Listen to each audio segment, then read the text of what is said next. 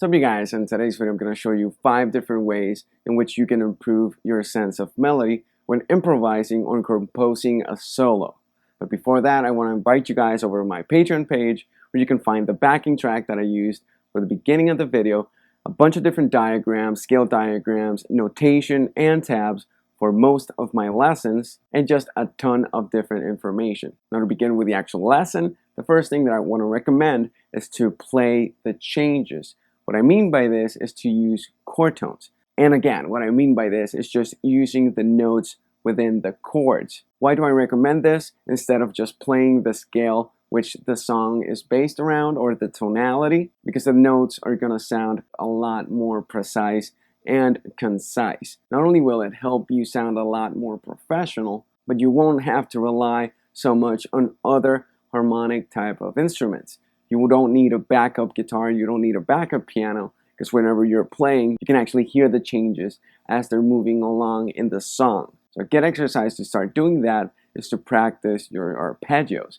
But don't really practice them so much as arpeggios. Try to create different melodies with the notes of the arpeggios. And you're going to notice that each of those different tones is going to sound a lot better. And you're going to start noticing that those tones are going to sing a little bit more than if you're just searching for different notes within the scale. The next tip is going to be the use of different motifs. You want to create a small phrase or a big phrase, however you want to do it, and then repeat and develop that type of phrase. Start creating on base of that phrase instead of, again, just searching and looking around the tones of the scale. This is going to create a better sense of composition within your solos. Again, a good way of doing this is to create different phrases and then just start building from there. You can actually practice this by writing out your own licks or solos. The next step is to practice your phrasing and dynamics. So practice your bends, which I gotta emphasize, a lot of people really do think that they have their bends down.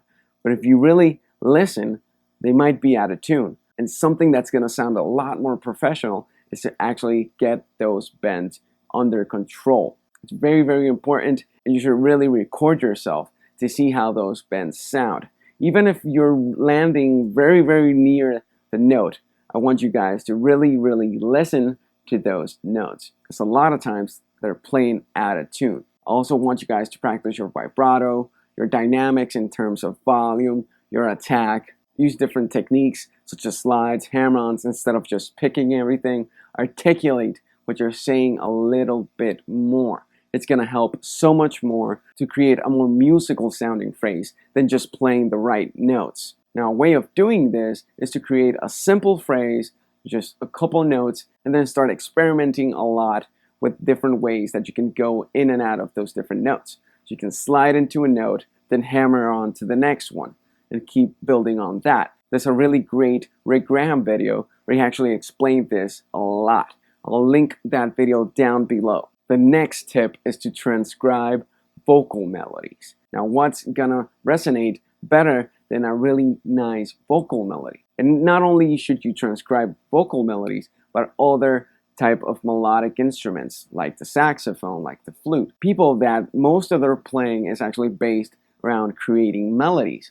And since these type of players base most of their playing around melody, they're gonna have a really good development of melody creation. So it's a really good idea to just sit down and start listening to different vocal melodies and different more melodic instruments and figure out exactly what they're playing and base that phrasing that we already talked about around those melodies. And when I'm talking about this, do not be scared of figuring out different pop melodies if you're more of a metal guy, or jazz melodies if you're more of a hard rock type of guy, or whatever it is that you're playing. Go into different areas. What melody can actually hook your ear more than a pop melody? It's actually designed to grab your attention and to kind of take over your head, just because it's simple and it's very expressive. Now, the last tip I'm going to share with you guys is to actually sing. So when composing a solo or improvising a solo, you can actually start singing a melody in your head.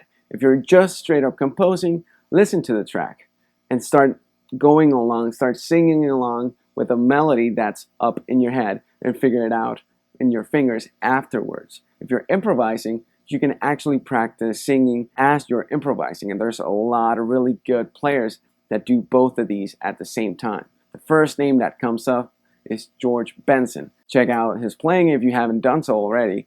He's just a ridiculously good guitar player, and you should totally check him out. And it's just incredible how he can just sing along with whatever he's playing. And yes, including the blasting, face-melting speed type of lines that he plays. Alright, so that's it for this video. Hope you guys liked it. Remember, you can follow me on all kinds of social media. I'm on Facebook, I'm on Instagram, and I'm also on Patreon. I want to thank all of my Patreons because through their contributions on Patreon, it's actually a lot easier for me to create these types of videos. Also want to invite you guys over to my website, juantoromusic.com, if you're interested in private lessons. And you can also find my book, The Art of Scale Weaving, there, and my 2 box sets with the guys from Guitar Tutorials. Alright, thanks for watching.